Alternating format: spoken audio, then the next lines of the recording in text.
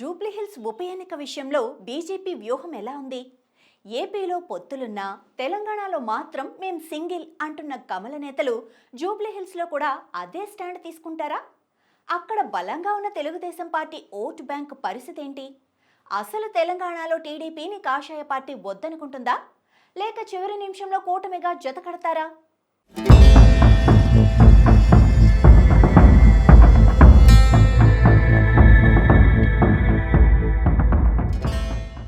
BJP నేతృత్వంలోని ఎన్డీఏతో భాగస్వామ్య పక్షాలుగా ఉన్న టీడీపీ, జనసేన ఆంధ్రప్రదేశ్లో కలిసి అధికారాన్ని పంచుకుంటూ ఉండగా అటు తెలుగుదేశం ఎంపీలు కేంద్ర మంత్రులుగాను ఉన్నారు. అంతవరకు బాగానే ఉన్నా తెలంగాణకు వచ్చేసరికి సమీకరణాలు మారిపోతున్నాయట. మామూలుగా అయితే ఆ మూడు పార్టీలు కలిసి కూటమిగానే ముందుకెళ్లాల్సి ఉన్నా తెలంగాణలో ఉన్న ప్రత్యేక పరిస్థితుల దృష్ట్యా ఇక్కడ కూటమి కట్టకపోవచ్చన్న వాదన బలపడుతోంది. ప్రత్యేకించి త్వరలో జరగాల్సిన జూబ్లీహిల్స్ ఉప ఎన్నిక విషయంలో కూటమికి సంబంధించిన కొత్త మాటలు వినిపిస్తున్నాయి. తెలంగాణలో కూడా ఆ మూడు పార్టీలు కలిసి ముందుకు సాగుతాయా, కలిసి పోటీ చేస్తాయా అన్న చర్చలు నడుస్తున్నాయి.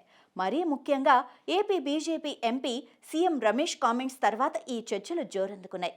బీఆర్ఎస్ వర్కింగ్ ప్రెసిడెంట్ కేటీఆర్ని ఉద్దేశించి మాట్లాడుతూ భవిష్యత్తులో తమ మూడు పార్టీలు కలిసి పోటీ చేస్తే బీఆర్ఎస్కు దెబ్బ పడుతుందని కేటీఆర్ భయపడుతున్నారని సీఎం రమేష్ అనటంతో తెలంగాణలో కూడా కూటమి రాజకీయంపై డిస్కషన్ పెరిగింది.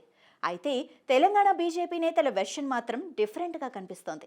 రాష్ట్రంలో కమలం సింగిల్గానే వెళ్తుందని, ఎలాంటి పొత్తులు అవసరం లేదని ఆ పార్టీ నాయకులు క్లారిటీ ఇచ్చేశారు. సీఎం రమేష్ వ్యాఖ్యల తర్వాత స్పందించిన బీజేపీ రాష్ట్ర అధ్యక్షుడు రామచంద్రరావు, కేంద్ర మంత్రి బండి సంజయ్ తెలంగాణలో బీజేపీ టీడీపీ పొత్తు ఉండబోదని క్లియర్గా చెప్పేశారు.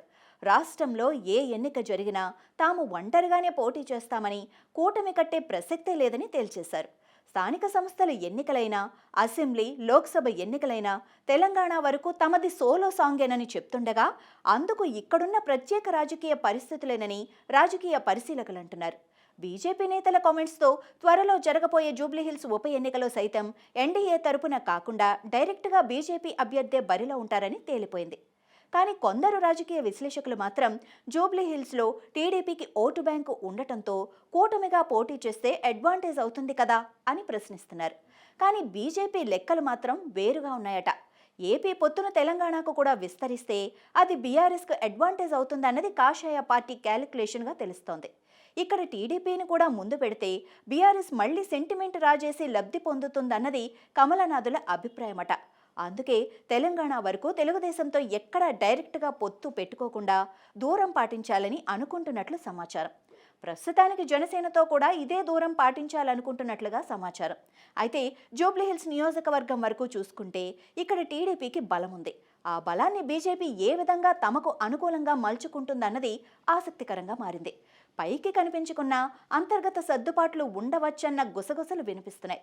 మరోవైపు హైకమాండ్ నిర్ణయిస్తే జూబ్లీహిల్స్ ఉప ఎన్నికలకు ఒంటరిగా వెళ్లకుండా కూటమిగా జత కట్టేందుకు సిద్ధమవుతున్నట్లు పార్టీలోనే మరో వర్గంలో టాక్ వినిపిస్తోంది.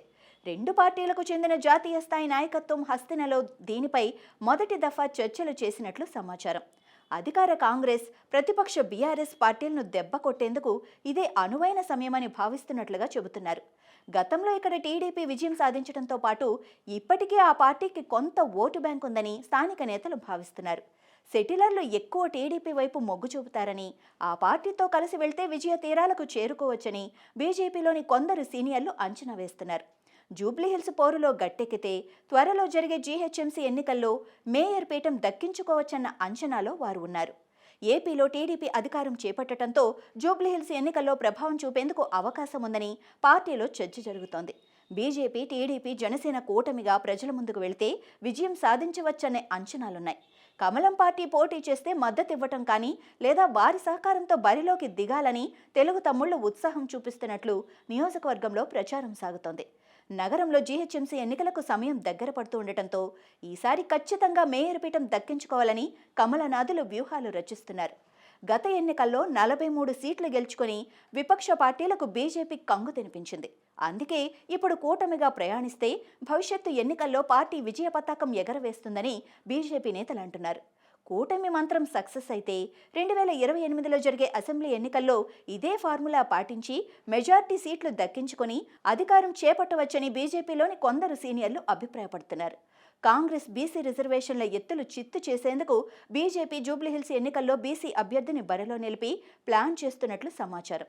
జూబ్లీహిల్స్ ఉప ఎన్నికల్లో కాంగ్రెస్ బీఆర్ఎస్ పార్టీలను దెబ్బతీసి నిజమైన బీసీ పార్టీ తమదేనని ముద్ర వేయించుకునేందుకు కూటమి పార్టీలు వ్యూహాలు రచిస్తున్నట్లుగా తెలుస్తోంది.